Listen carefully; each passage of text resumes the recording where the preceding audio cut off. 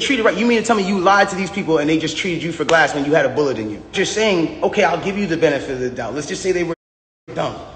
You mean to tell me that the cops who were called for a gunshot in a Suburban or whatever the car was, found that same Suburban and found a gun in it, see you leaking and didn't check you for bullet wounds? I'll give you the benefit of doubt and say they were dumb. You then further said, yo, I'm at cottonmouth like a motherfucker smoking. You then say, oh, well, I was trying to protect this black man, so I never said nothing. I didn't want them to shoot me. I didn't want them to kill me. Okay, but when me and Kelsey and Quan were over there being questioned, you were in a stretcher. No one is going to shoot you in a stretcher. You had plenty of time to tell the cops that you were in danger. You had plenty of time. I'm not protecting somebody who just heinously shot me after a conversation that we just had. My mind is not on protecting you. I'm bleeding from my feet. I'm thinking about protecting my own life and I'm in danger. Why would you not say that with 2 feet bleeding from 2 bullet holes, from what you're saying? I don't understand that. And then there's this whole narrative of, you know, like, I didn't want to put this black man on you know, I didn't want to get him in trouble. Like, you know what I'm saying? I'm protecting this man and he keeps talking. And so now, you know, he keeps getting his media team to start doing certain things to make me look incredible and to smear me. And to make him look good and to make it look like I'm like, hold on. Ladies and gentlemen, have I been around in the last 3 months saying anything? Have you seen in the last 3 months one article that made me look good during this? One? Have you seen it? You haven't seen it nowhere. Because at the end of the day, my PR team is not out here playing with my jeopardy of my life and freedom. Y'all are doing this for the internet. This is my life. I'm the only person with the case. So at the end of the day, when you sit here, y'all, my son, even if I know, regardless of what I know, it will come to light and the truth will come to light. No issue with that. I have no issue with that. But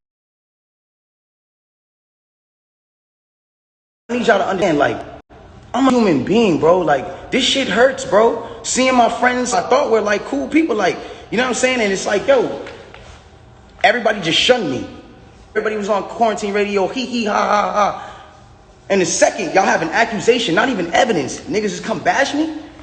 I'm somebody who just, I don't get a say. Then I understand. Sometimes the way I move is unconventional, you know? And I came to a place where I was dealing with so much just talk and heat and just people coming at me that I made music because I was like, this is how I can speak through what I gotta do. This is how we get so mad about artists making songs about the same thing, money, chains, and cars. So when a nigga comes out and says his true passion, puts his true heart, his emotions, the pain that he's dealing with his baby mother, his child, when a nigga goes and does that and pours his emotion into the tape, or what, he wrong? I'm wrong, I get shunned off. They took me off of every single playlist. They took me off of every playlist. They didn't want my story to come out. They didn't allow my story to come out because it came off insensitive. I came off insensitive to people. Now I want to speak on this. I don't ever want anybody to ever think that I've been insensitive to Breonna Taylor. I marched 9 days straight in Miami for her and George Floyd. I would never, bro, I've mourned this woman as well. And everyone said, listen, we're mourning a black woman today and you dropped an album? How dare the disrespect? Guys, let's bring this back. That day that I dropped that album, my mom, that was her birthday. And that was also the day she died. So I was also mourning a black woman, my mother. That meant a lot to me. My name is Daystar. I'm her youngest son. That meant a lot to me. And all I was doing was giving a truthful album about what I'm going through. And I thought that people were going to be able to hear it and feel me. But they didn't do that. And I don't expect, you know, everyone to just jump to my side because at the end of the day, I didn't deserve that for the way that I handled this. There's been insensitive things that I've done. I apologize. Addressing y'all, coming to y'all sooner and saying, yo, bro, I ain't do this, my nigga. But y'all got to understand the reason why I wasn't able to do that. Once they made this an actual thing, I immediately called the lawyer and was just like, yo, what can I do here? Because there's times I was like, I'm going to just say the whole story right now. They need to know. No, you're not allowed to talk. I will handle that for you in the court of law. So at that point, it gets to a standpoint where it's like, you know, my bad, my shit dries on my. But look, it gets to a point where it's like, I'm sorry that right now, like, this is getting me a little riled up. It's just like, I'm a human being, bro. Like, I feel what you niggas feel. I go through the things that y'all go through, bro. Anybody on this comment list, anybody watching this right now, niggas are going at you, or any celebrities that have been at a place where niggas are just coming at you. Imagine just going through that for 3 months straight. Just niggas, and you know that you're a talkative nigga that will say, nigga, nah, but you have your hands tied behind your back because legally you can't put anything else in jeopardy. Because it's not about Instagram at that point. It's about the well-being of my family and the mother of my child and my child. And at that point, I had to make a decision of whether or not this was more important, or Instagram likes and understanding of this, or whatever case was more important. Like, I've never been a person that's not expressed how he feels. There's things that I feel today, and I want y'all to understand something. Through every single thing that I'm going through the judge the accusations and the charges of 22 years and everything, I keep a smile on my face. Why? Because I know what I know. I know what I know. And at the end of the day, I'm not afraid of certain things because I gotta be strong for the people around me, dog. I have to be. Because they can't see me weak right now. They can't see that.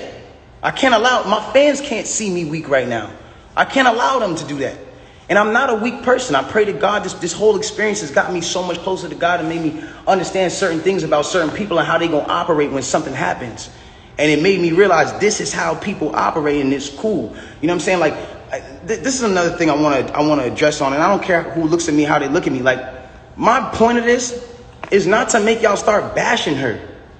It's not to make y'all start bashing her. When she's bashed, I don't feel good. It doesn't make me feel good. It makes me feel like, damn, bro, like this whole situation in itself is causing this girl mental trauma, bro. That's still somebody I care about. I do not want to see her like that, bro, ever. I don't want to see her like that, bro. It is what it is. And if nobody looks at that how they look at it, bro, it is what it is, dog. But I never want to see her weakened or her put down or her whatever case, because then it goes against exactly what I'm talking about. How am I going to advocate for protecting black women if I'm doing something to bash her and bring her down? All I'm trying to let y'all know and understand here is it's the facts. It's the facts of what y'all got to understand. I can't allow at some point, it's just like I was waiting for my court date so I can say something. And when I finally said it, or when the court date finally came, I finally am here and I'm being able to say what I have to say. And so if I'm coming off in any kind of way that's not the way that you want, I apologize, but I had to get this off my chest. And so it just is what it is. The truth will come to the light in the court of law. If y'all don't believe me, you don't believe me. It is what it is. If you do, you do. But I really just send prayers and love to her camp. I send prayers and love to the people around me. And I don't want us to be beefing. I don't want y'all to think that this is a Meg versus Tory thing. I'm not beefing with her. I'm not beefing with nobody. I don't have no, like, I'm chilling, bro. Like, with all due respect, I'm chilling. I want to get back to myself. I'm not going to stop.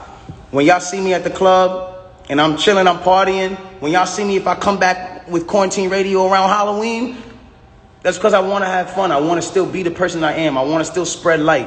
And the last thing I want to say before I get out of here, and it's very important to me, and I didn't say it at the starting because, you know, it would have been whatever, but I want to say it now.